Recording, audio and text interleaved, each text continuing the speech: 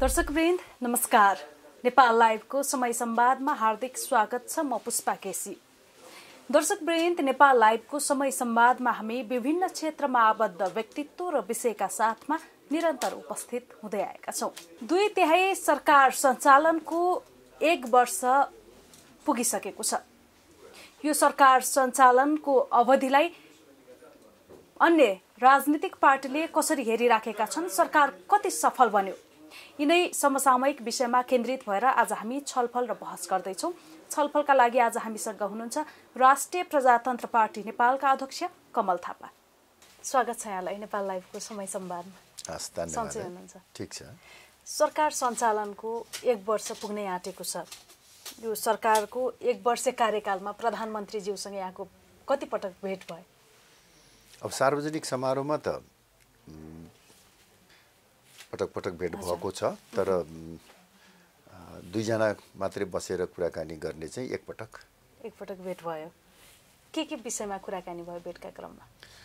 हामीले समग्र राष्ट्रिय राजनीतिको बारेमा समीक्षा गर्यौं। गएको चुनावमा राप्रपाको पराजयका बारेमा पनि अलिकति कुराकानी गर्यौं, किनभने चुनावमा हामीले नेपाली कांग्रेससँग सहकार्य गर्यौं। यद्यपि प्रधानमन्त्री केपी ओली र कम्युनिस्ट पार्टीले राप्रपासँग सहकार्य गर्नको निमित्त आग्रह गर्नुभएको थियो। उहाँले धेरै ठुलो सद्भाव पनि राख्नु भएको थियो, तर हामीले त्यो प्रयोग गर्न सकेनौं त्यसको अवस्थामा। त्यसका बारेमा पनि अलिअलि कुराकानी भयो। कति समय पहिला चाहिँ भेट भएको थियो प्रधानमन्त्रीज्यूसँग? उहाँ प्रधानमन्त्री हुनुभन्दा अगाडि, यो दोस्रो पटक प्रधानमन्त्री हुनुभन्दा अगाडि। हजुर, त्यतिखेर प्रधानमन्त्री भइसक्नु भएको थिएन?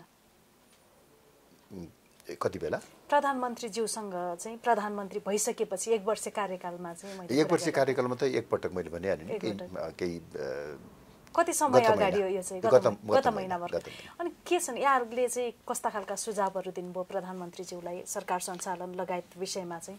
अब मैले खास गरी उहाँलाई राष्ट्रिय सुरक्षाका सम्भावित खतरा र चुनौतीको बारेमा अलिकति ध्यान आकर्षण गराएँ। अहिले देशमा 2/3 बहुमतको सरकार छ, तर आम जनतामा असन्तुष्टि तीव्र रूपले बढ्दै गइराखेको छ। अस्थिरता र अराजकता सिर्जना गर्नको निमित्त मुख्य रूपले 3वटा पक्षहरूमा हामीले ध्यान दिनुपर्ने आवश्यकता छ। पहिलो, वर्तमान राज्य व्यवस्थाप्रति पूर्ण असहमति राखेर विद्रोहको माध्यमबाट आफ्ना मान्यताहरू स्थापित गर्न चाहने नेत्रविक्रम चन्द विप्लवको समूह।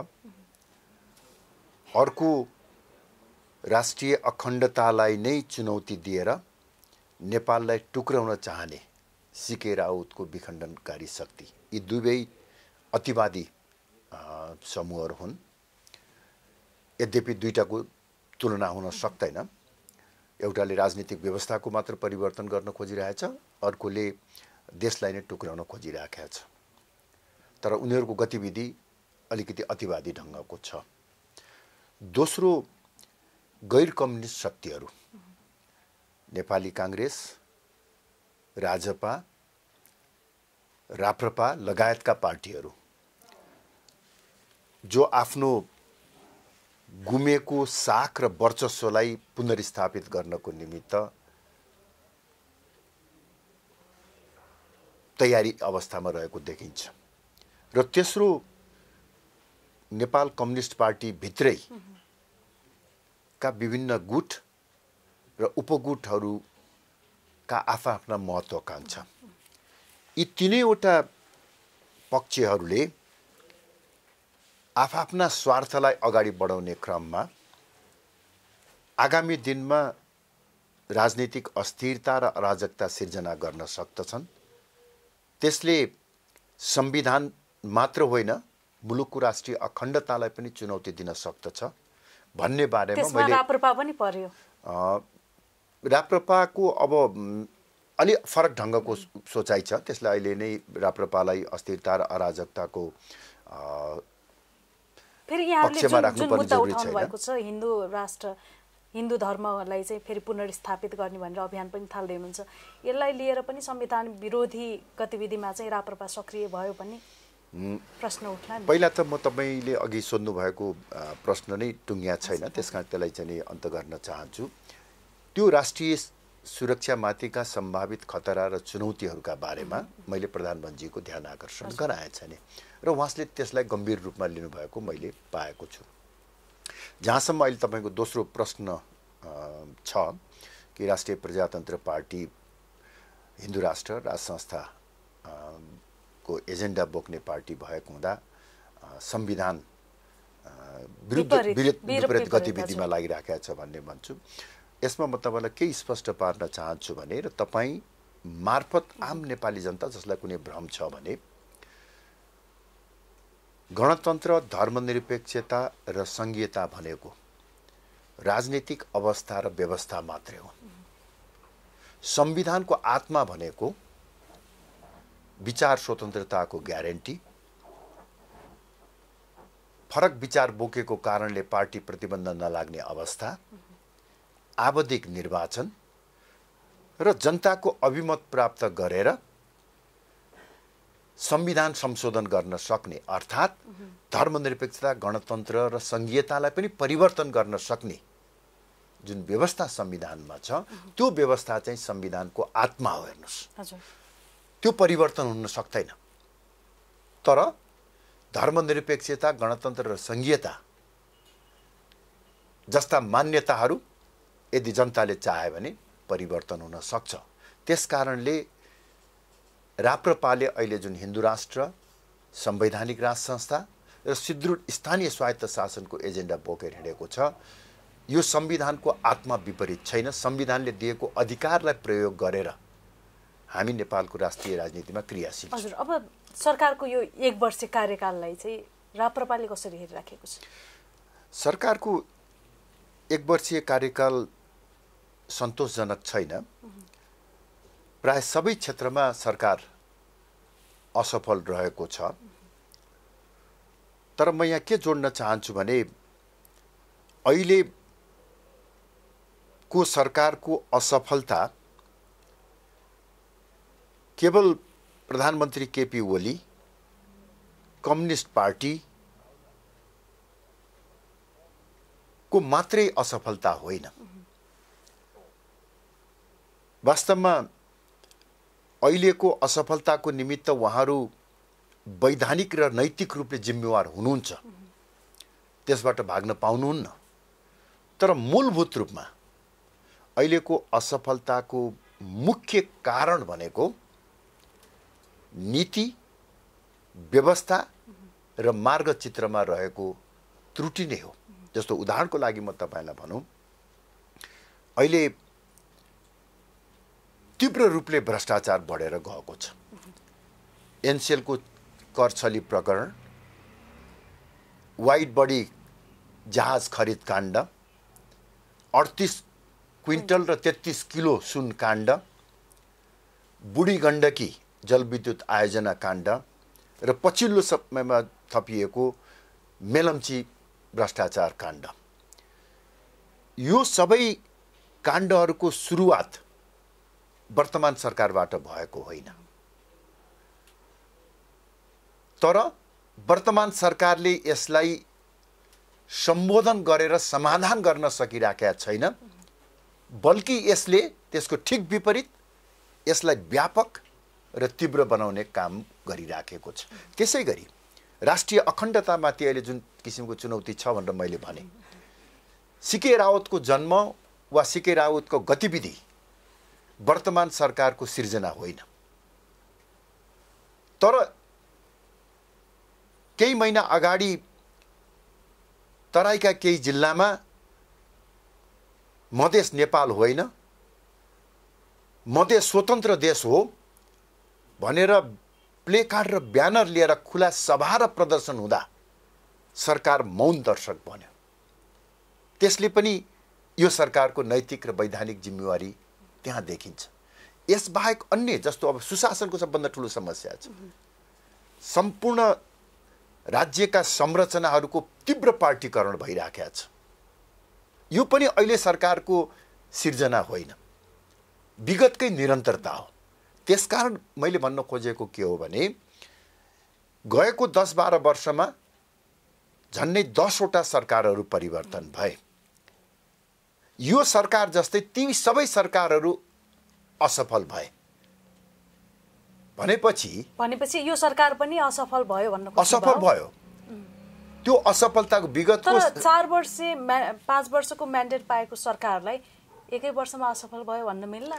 अब आगामी दिनमा पनि हेर्दै जानुभयो भने परिणाम यही नै रहन्छ। किन मैले अघि नै भने नि,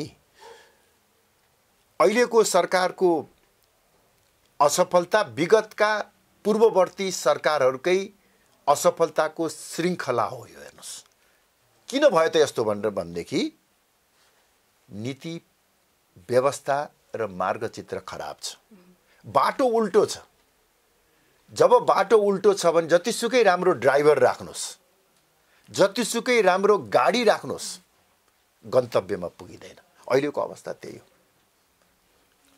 कसरी चाहिँ यो सरकारले 4 वर्षको अझै अवधि बाँकी छ, कसरी राम्रो गर्न सक्छ? अहिले मेरो त चाहिँ सार्वजनिक रूपमा पनि मैले अपिल गरिराखेको छु वर्तमान सरकारलाई, कम्युनिस्ट पार्टीलाई, नेपाली काङ्ग्रेस लगायत अन्य राजनीतिक दलहरू, नागरिक समाज, आम सञ्चार माध्यमलाई पनि म के आग्रह गरिरहेको छु भने अहिलेको असफलता नीति, व्यवस्था र मार्गचित्रको भएको हुँदा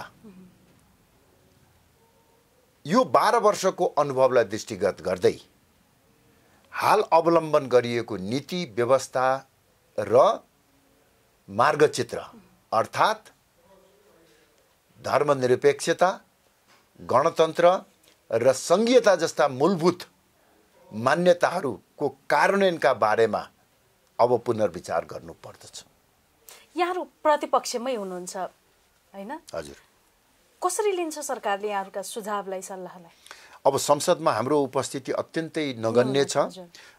त्यसकारणले गर्दाखेरि सङ्ख्यात्मक दृष्टिकोणबाट हाम्रो त्यति ठुलो महत्त्व नरहला। तर राप्रपाको एउटा मात्रै सांसद भए तापनि संसदमा र सडकमा हामीले मुलुकका ज्वलन्त समस्याहरूका बारेमा सशक्त ढङ्गले आवाज उठाएका छौँ। अहिले सरकारले त्यति सकारात्मक रूपमा ध्यान दिइरहेको हामी पाएका छैनौँ। अब आगामी दिनमा सरकारले ध्यान दिनु बाध्य हुने अवस्था हामी सिर्जना गर्छौँ। कसरी गर्नुहुन्छ? राष्ट्रिय प्रजातन्त्र पार्टीले फागुन 7 गतेबाट प्रजातन्त्र दिवसको दिनबाट हिन्दू राष्ट्र पुनर्स्थापना लगायतका विभिन्न मागहरू राखेर जनसङ्घर्ष गर्दैछ। यही जनसङ्घर्षकै तयारीकै सिलसिलामा फागुन 15 गतेदेखि 30 गतेसम्म मेची महाकाली राष्ट्रिय स्वाभिमान यात्रा हामी गर्दैछौँ। यसबाट जनसङ्घर्षको निमित्त जनचेतना अभिवृद्धि गर्ने र सडकमा जनतालाई उतार्ने वातावरण तयार हुन्छ भन्ने हामीलाई लाग्छ। यहाँ चाहिँ संसद बाहिर हुनुहुन्छ, संसदमा आफ्नो अभाव कतिको महसुस गर्नुहुन्छ? विशेष गरी अझ यो 1 वर्षीय कार्यकाललाई नै देऊ न, सरकारका काम कारबाही लगायत संसदका गतिविधिहरूमा चाहिँ। निश्चय पनि हेर्नुहोस्, अब संसदमा भएको भए हाम्रा यी फरक मान्यताहरू, हिन्दू राष्ट्र, राज संस्था र सुदृढ स्थानीय स्वायत्त शासनको एजेन्डालाई, भ्रष्टाचारको विषयलाई, राष्ट्रिय अखण्डताको विषयलाई मैले सशक्त रूपमा आवाज उठाउने मौका पाउँथेँ र संसदमा उठाएका आवाजहरूलाई सरकारले सुन्नुपर्ने अवस्था सिर्जना हुन सक्थ्यो। तर अहिले अब म संसदमा छैन, चुनावमा हारेको छु। त्यसकारणले गर्दा पनि मैले अब सडकबाट र साथसाथै आम सञ्चार माध्यमको अधिकतम सदुपयोगबाट एउटा सशक्त प्रतिपक्षको भूमिका खेल्नुपर्छ र खेलिराखेको छु। सरकार सञ्चालनमा चाहिँ जस्तो राप्रपा अनुकूल चाहिँ सरकार सञ्चालन नहुँदाखेरि पनि सरकार सफल भएन भन्ने किसिमबाट पनि टीका टिप्पणी भएको हो कि भन्ने किसिमले पनि लिन सकिन्छ, किनकि सरकारले आफ्नो ढङ्गबाट काम गरिराखेको हुन्छ, तर त्यो चाहिँ प्रतिपक्षको अनुकूलमा चाहिँ नहुन सक्छ। यस्तै भएको हो कि यो सरकार अहिले 1 वर्षको सञ्चालन अवधि? होइन, सरकारले चुनावको बेलामा जनतालाई राम्रा राम्रा आश्वासनहरू दिएको थियो। केपी ओली नेतृत्वको सरकार राष्ट्रवादको धरातलमा अत्यधिक बहुमत प्राप्त गर्न सफल भएको हो। यसै गरी नेपाल कम्युनिस्ट पार्टीले भ्रष्टाचार नियन्त्रण, सुशासनको प्रत्याभूति र बेरोजगारी समस्याको समाधान गर्ने प्रतिबद्धता व्यक्त गरेको थियो। तर यो 1 वर्षमा यी कुनै पनि क्षेत्रमा जनताले सकारात्मक परिवर्तनको अनुभूति गर्न पाएका छैनन्। त्यसकारणले गर्दाखेरि प्रतिपक्षमा रहेको कारणले होइन, सरकारप्रति सहानुभूतिपूर्ण दृष्टिकोण राख्दा राख्दै पनि मैले यो आलोचना गर्नुपर्ने स्थिति आएको। केही सकारात्मक काम त होला नि यो 1 वर्ष अवधिमा? अब एकाध सकारात्मक कामहरू हुँदै नभएको होइन। जस्तो चीनसँग को सम्बन्धलाई सुदृढ गर्ने सन्दर्भमा पारवाहन सन्धिको प्रोटोकलमा हस्ताक्षर गरिएको छ। यसलाई मैले सकारात्मक रूपमा लिएको छु। त्यसै गरी केही समय अघि नेपाली मजदुरहरूको सामाजिक सुरक्षा सम्बन्धमा एउटा महत्त्वपूर्ण कार्यको थालनी गरिएको छ। त्यसलाई पनि मैले सकारात्मक रूपमा लिएको छु। अब यस बाहेक सरकारको प्रशंसा गर्नुपर्ने अरू काम र क्षेत्र मैले देखिराखेको छैन। कसरी चुक्यो सरकार यो 1 वर्षीय कार्यकालमा चाहिँ? कहाँ कसरी चुक्यो सरकार? हैन, सरकार मैले अघि पनि भने, हेर्नुस्, यो सरकार 2/3 बहुमतको भए तापनि संविधान जारी भएपछि भएको पहिलो निर्वाचनबाट गठित ऐतिहासिक सरकार भए तापनि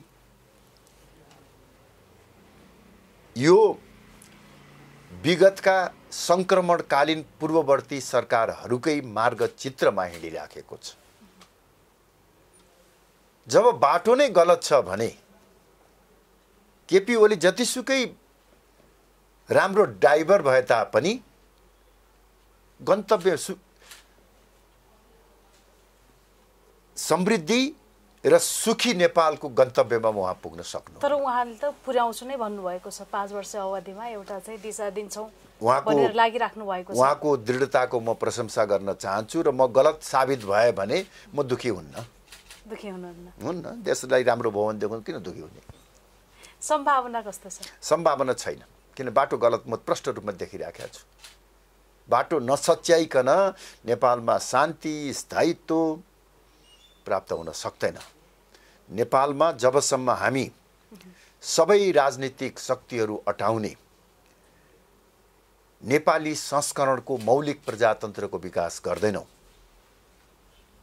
तबसम्म दिगो शान्ति स्थायित्व र समृद्धिको लक्ष्य प्राप्त हुन सक्दैन। यो ध्रुव सत्य कुरा हेर्नुहोस्। परिवर्तनकारी शक्ति र परम्परागत शक्ति जो समाजका अभिन्न अङ्गहरू हुन्, राष्ट्रिय राजनीतिका महत्त्वपूर्ण पक्षहरू हुन्, यी दुवै पक्षका बीचमा समन्वय र सामञ्जस्यता कायम नगरिकन एउटा पक्षले अर्को पक्षलाई निषेध गर्ने मान्यता कायम भएसम्म हाम्रो लक्ष्य प्राप्त हुन्छ। भनेपछि यहाँहरू चाहिँ त्यसभित्र अट्न सक्नु भएको छैन भन्न खोज्नु भयो? होइन, यहाँहरूलाई निषेध गर्न खोजिएको छ भन्ने के भन्न खोज्नु भयो? संविधान, हामी संविधानकै परिधिभित्र छौँ। हाम्रा मूलभूत मान्यताहरू संविधानमा समेटिएका छैनन्। तर अत्यधिक बहुमतबाट संविधान पारित भएपछि प्रजातान्त्रिक मूल्य र मान्यतालाई आत्मसात गर्दै हामीले संविधानलाई आलोचनात्मक समर्थन गरेका छौँ र संविधानसँग सहकार्य गरेर अगाडि बढ्ने नीति हामीले अवलम्बन गरेका छौँ। तर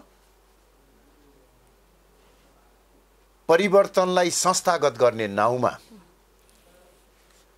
परम्परागत शक्ति, राज संस्था, परम्परागत मूल्य र मान्यता, सनातन धर्म र संस्कृतिलाई निरन्तर निषेध गर्ने र समाप्त पार्ने काम भइराखेको छ। जनताले नरुचाएको संघीयता कार्यान्वयनमा आइराखेको छ। जनताले चाहेको स्थानीय सुदृढ स्वशासन हो। जनताले आफ्नो भाग्यको आफैले फैसला गर्न पाउने अधिकारको निमित्त लडेका हुन्।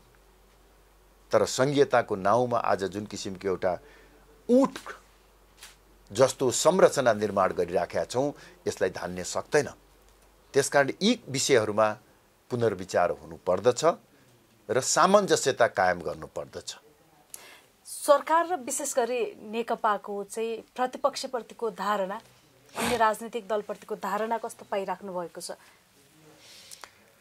समग्र राष्ट्रिय राजनीतिमा कम्युनिस्ट पार्टीको भूमिका नकारात्मक रहेको छ। तर पार्टीगत रूपमा भन्नुहुन्छ भने हामीलाई आफ्नो काम गर्नको निमित्त सरकारबाट कुनै किसिमको प्रतिबन्ध, रोकथाम अहिलेसम्म गरिएको छैन। त्यसकारणले पार्टीगत रूपमा र सरकारसँगको सम्बन्धमा पनि हामी सन्तुष्टै छौँ। नेकपाभित्रको राजनीतिलाई कसरी निहाल्नु भएको छ? हेर्नुहोस्, अब अरूको पार्टीको आन्तरिक राजनीतिबारे म टिका टिप्पणी गर्न चाहन्न। म त्यो कुनै पनि किसिमको नकारात्मक टिप्पणी गर्न चाहन्न। तर एज ए लेम्यान दुई विपरीत गन्तव्यमा हिँडेका राजनीतिक शक्तिहरूको बीचको मिलन जस्तो मलाई माओवादी र एमालेको एकता जस्तो लागेको छ। अब त्यसलाई उहाँहरूले कसरी समन्वय गर्नुहुन्छ, एउटा बलियो शक्तिको रूपमा कसरी स्थापित गर्नुहुन्छ, त्यो आगामी दिनले देखाउँछ। हामी कार्यक्रमको अन्त्यतिर आइसकेका छौँ।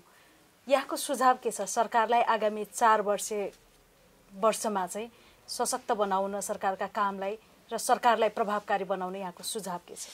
मेरो सरकारलाई विनम्र आग्रह के छ भने 62-63 को परिवर्तनलाई संस्थागत गर्ने क्रममा अवलम्बन गरिएका नीति र मार्गचित्रबारे 12 वर्षको अनुभवलाई पृष्ठभूमिमा राखेर इमानदारीपूर्वक समीक्षा गरौँ। सर्वपक्षीय गोलमेच सम्मेलन गरेर ती नीति र मार्गचित्रका बारेमा पुनर्विचार गरौँ। यो कार्य सरकारले गर्न सक्यो भने देश र जनताको बृहत्तर हितमा हुन्छ भन्ने मलाई लाग्छ। हुन्छ, यहाँलाई धेरै धेरै धन्यवाद समय र विचारको लागि। दर्शकवृन्द, नेपाल लाइभको समय संवादमा आज हामीसँग हुनुहुन्थ्यो राष्ट्रिय प्रजातन्त्र पार्टी नेपालका अध्यक्ष कमल थापा। नेपाल लाइभको समय संवाद आज यति नै। अर्को विषयवस्तुका साथमा हामी उपस्थित हुने नै छौँ। नमस्कार।